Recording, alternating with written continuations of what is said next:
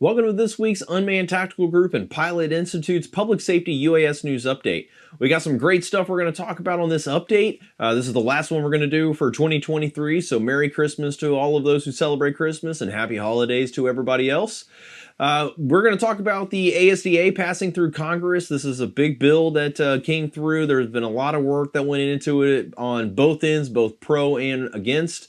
So we're going to talk a little bit about that. We're also going to talk about the Avata Goggles 2 Tactical Helmet mount that just came out as well. We're going to talk about some updates as far as the FAA DFR Waiver Process and what that's been looking like. And then we're going to round this out with an agency highlight with College Station, Texas, and an incident that they had with their police department and successful drone operations that they had. It's going to be a great little webinar. Looking forward to it, and let's dive in. First up, we're going to talk about the American Security Drone Act. This bill was passed through both houses of Congress and has been sent to POTUS for his signature.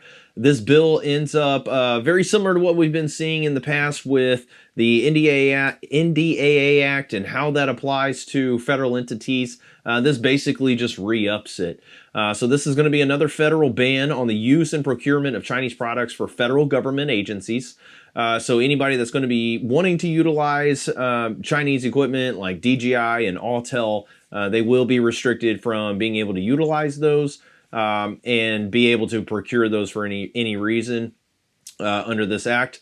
However, there are some caveats in that, which is interesting, right? The entire point of the American Security Drone Act was to make sure that it safeguarded the national security of the United States, as well as make sure that people aren't getting any kind of bad information that shouldn't be getting them, and all that the information that American drone manufacturers has been touting to legislators for years.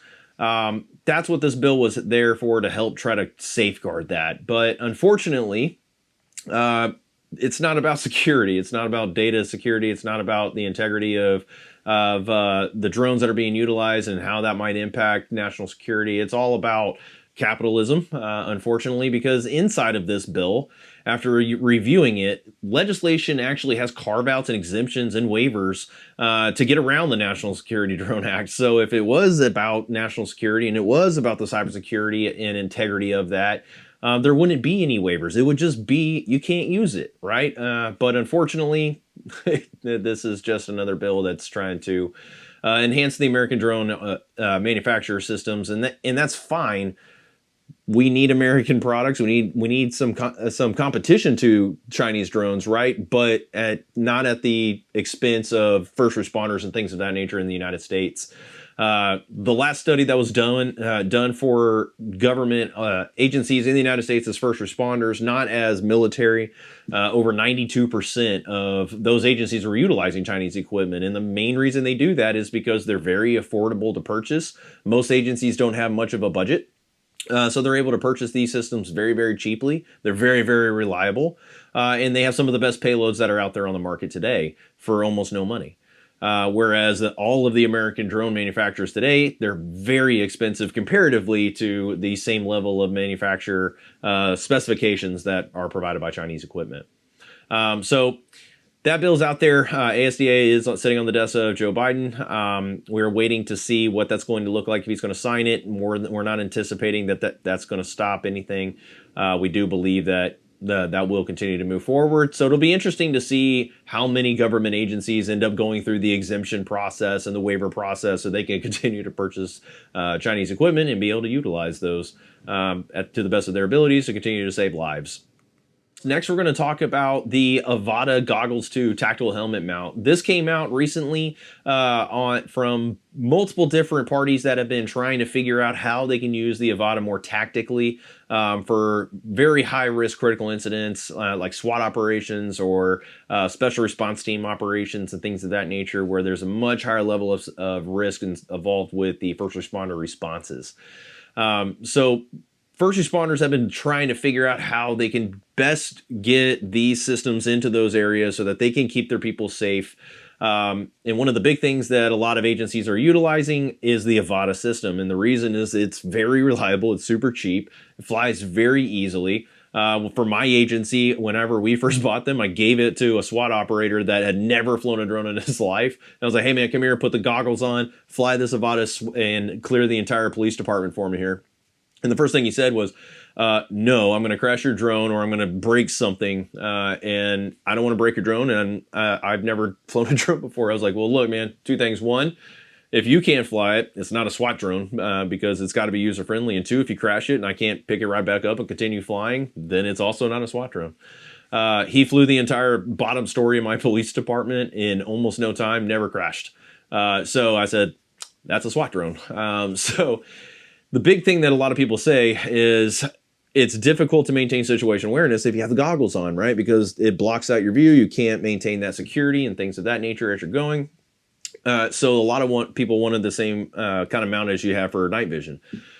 So there was a couple of people who jumped into that. Metro Nashville, Tennessee worked with Vanderbilt University to create a mount for the goggles for those tactical helmets. They were one of the very first ones that I've ever seen.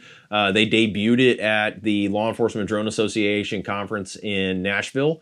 They have that available to any of the Law Enforcement Drone Association members. If you're a member with them, just reach out to them, say, I want the kit, and they will send you the 3D file so that you can make it yourself with your own 3D printer.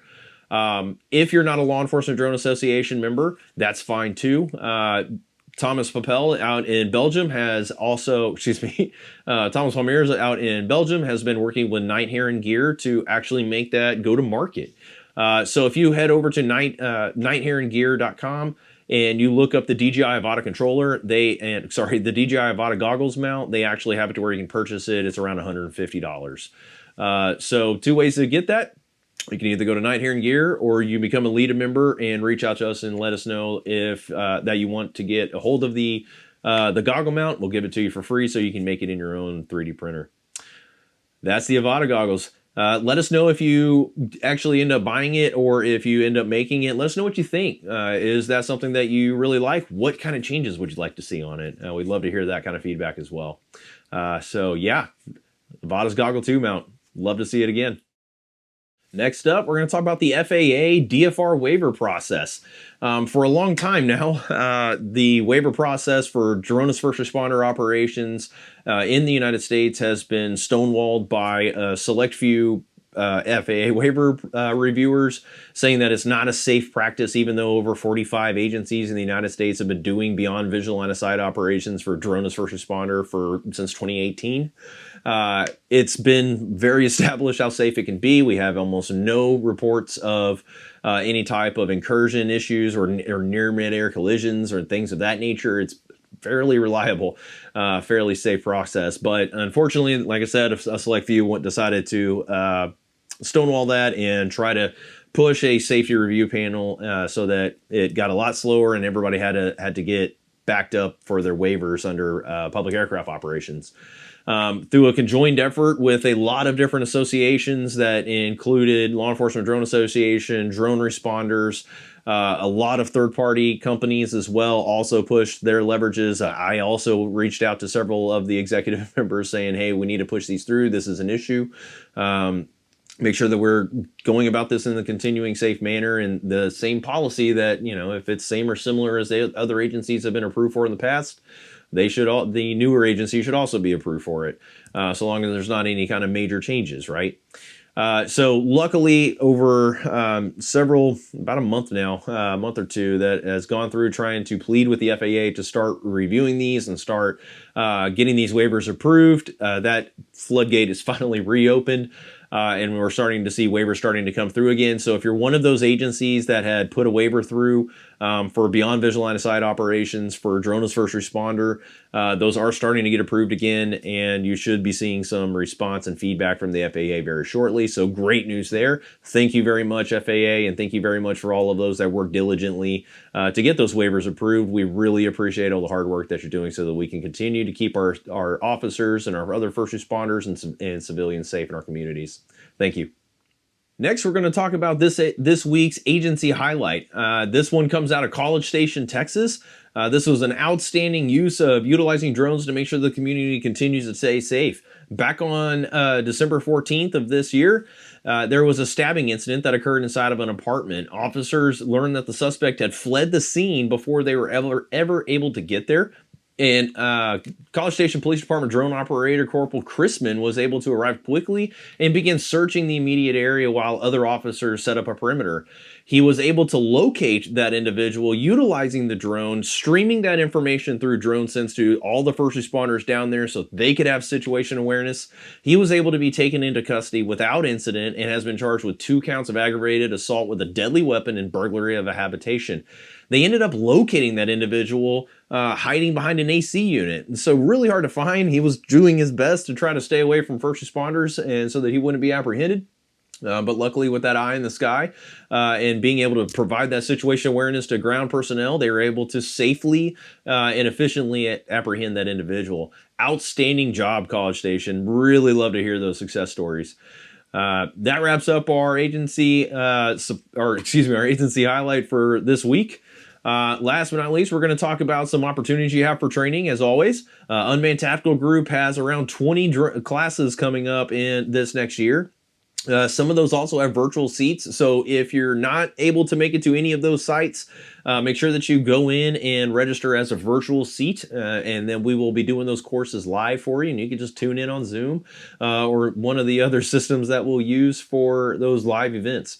So if that's something you're interested in, we have courses for legal concerns about warrantless search and when you need a warrant utilizing drones. We have some for UAS supervisor courses, introduction to drone as first responder, all have virtual seats. And then we have a ton of hands-on scenario-driven UAS courses to include hazmat, disaster response, and first responder operations as well.